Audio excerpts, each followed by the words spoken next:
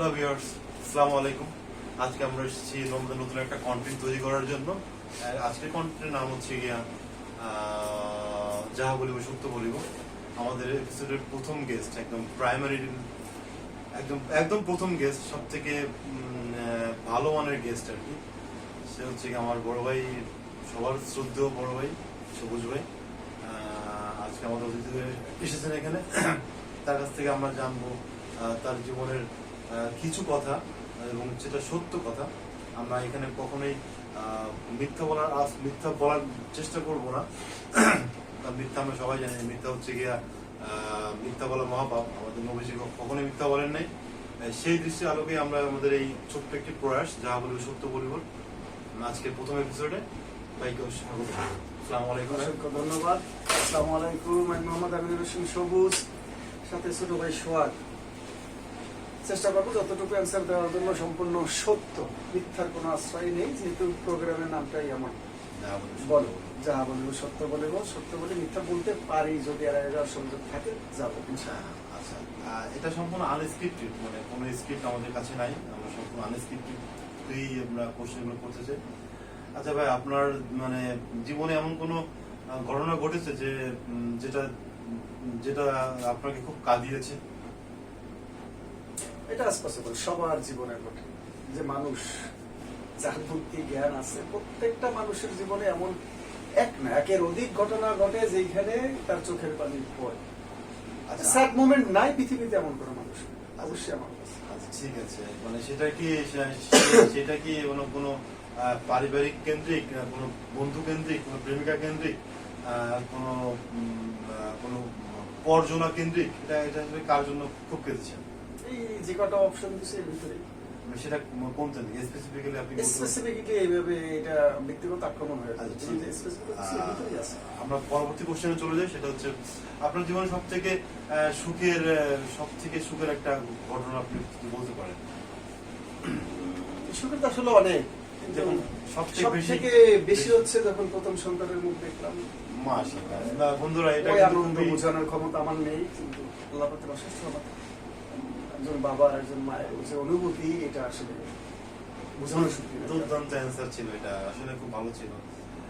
আচ্ছা, ছোটবেলায় আপনি কখনো আপনার বন্ধুর কলম চুরি করেছেন? বন্ধুর মানুষ এক সাফা করে দিয়েছি, কলম তো সামান্য বিষয় না, টাকাও চুরি করেছি। ঠিক আছে, তাহলে হচ্ছে এটা অ্যান্সার ছিল হচ্ছে হ্যাঁ, he stole the pen. আচ্ছা, 4 নম্বর কোশ্চেনটা হচ্ছে কি, আপনি কখনো কারো গাছের, প্রতিবেশীর গাছের আম অথবা নারকেল চুরি করে খেয়েছেন? অগণিত, যা লিখলে অনেক একটা বই তৈরি করা যাবে। আচ্ছা ঠিক আছে, এটা আমরা জানতে পারলাম। ভাই, আপনি একটু মানে সাবধানে অ্যান্সার গুলো করবেন, এটা কিন্তু পাবলিক পাবলিশ হবে। হোক, যেহেতু যাহা বলবো সত্য বলিব, সত্য আছে। The next question is of mine.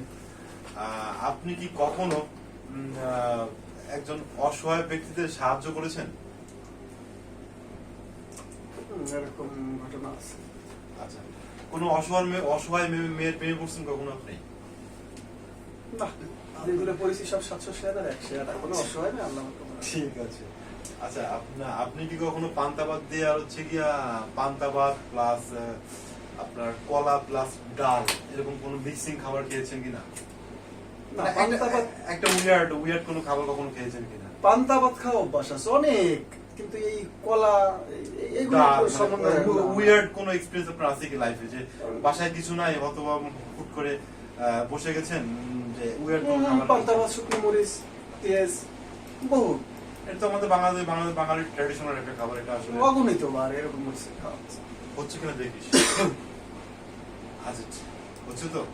আচ্ছা, তারপর হচ্ছে কি, আচ্ছা আপনার কাছে কি কখনো এরকম কোনো কোশ্চেন কোনো মেয়ে বলেছে যে তুমি যদি আমাকে এটা করে দাও আমি তোমাকে এত টাকা দিব, বা এরকম কোনো স্পেসিফিক কোনো সিচুয়েশন তৈরি হয়েছে আপনার লাইফে? না, হয়েছে, কিন্তু এটা অ্যাকসেপ্টেবল না, অ্যাকসেপ্ট করি। আচ্ছা ঠিক আছে, আমরা কিন্তু এটা জানতে পারলাম। আচ্ছা, আপনার বাচ্চা কখনো আপনার গায়ে পোশাক করে দিয়েছে বা হাগু করে দিয়েছে কিনা? হাগু করার সুযোগ হয়নি, হয়তো পোশাকটা হয়েছে অনেকবার, কিন্তু হাগু করার সুযোগ হয়নি। ঠিক আছে। আচ্ছা, আপনার লাইফে কতগুলো মেয়ের সাথে রিলেশন আপনি করেছেন? এটা এটা এটা নাম্বার একটা না, এটা একটা অবাঞ্ছিত প্রশ্ন। ঘরে স্ত্রী আছে, তার বিবাহিত জীবন 15-16 বছর, ওইটা চলে যাবে, উল্টা পাল্টা প্রশ্ন করা যাবে না, ওইটা ঠিকঠাক। ঠিক আছে। দুই বাচ্চার বাবা, ঘর ঠান্ডা তো সব ঠান্ডা। আচ্ছা ঠিক কাঁচা আছে। যৌবনে যা গেছে এটাই ভরা যৌবনে আশা করিনি, আর এখন মনে হচ্ছে শেষার্ধে, এখন তো এগুলোর সুযোগই নেই। আচ্ছা আপনি কখনো কোনো জায়গায় অ্যাক্সিডেন্ট করছেন, অ্যাক্সিডেন্ট করে যে ওইখান থেকে বেঁচে আসছেন এবং কোনো সিচুয়েশন তৈরি হয়েছে আপনার লাইফে? এরকম আমার সাথে হয়নি, কিন্তু দেখা যাচ্ছে যে একটা অ্যাক্সিডেন্ট ছিল ঢাকা মামা যখন চালু হইতো, তখন দুইটা পরিবহন মুখোমুখি সংঘর্ষ, সেখানে 4 জন মারা গেছিল। আর প্রায় আমাদের এখানে পিছনে ছিল যে দুইটা বাস অ্যাক্সিডেন্ট হয়েছে, দুইটা গাড়িরই আশপাশ থেকে না 30 থেকে 40 জন লোকের কারো হাত নেই, কারো পা নেই, কারো চোখ নেই, লাশ পড়ে আছে, হাত আর এক জায়গায়, এরকম একটা এটা কোন সালের দিকে ঘটনা? এটা মেবি 2016 কি 17, এক্সাক্ট মনে নেই, কিন্তু এই 2 ইয়ারের যে কোনো এরকম একটা মানে কি বলে এটা, মুমূর্ষ এবং ভয়াবহ চিত্র আমার জীবনে এটা খুবই আসলে দুঃখজনক একটা স্মৃতি ছিল। আর আপনি কখনো ভাত দিয়ে সিগারেট খাইছেন?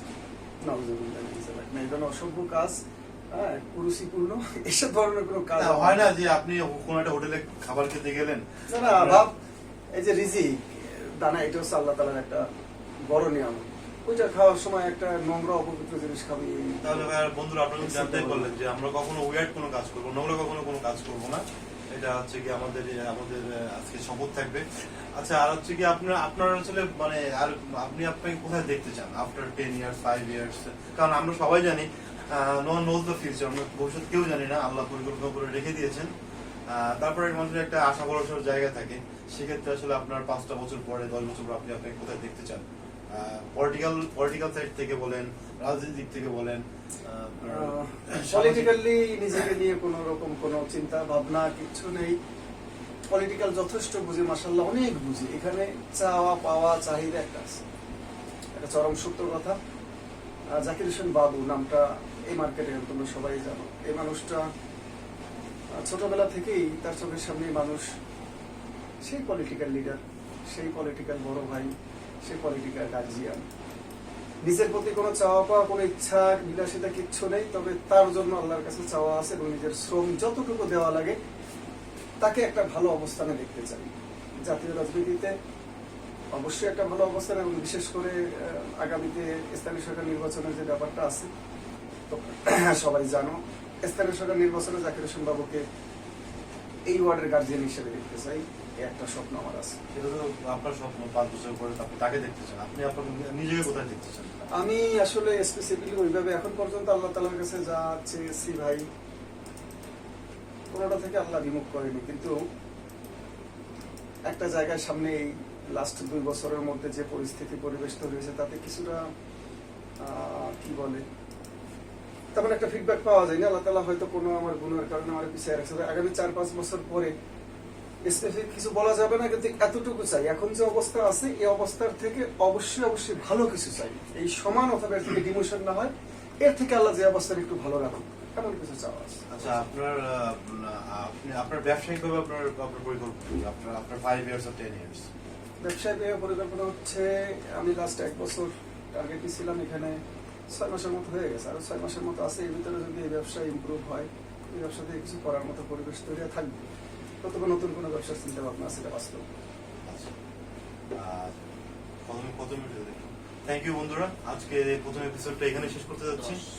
আর আমি আসলে খুব হ্যাপি যে আমার সাথে আজকে আমার খুব কাছের মানুষ, খুব ভালো মানুষকে প্রথম এপিসোডে তাকে পেয়েছি।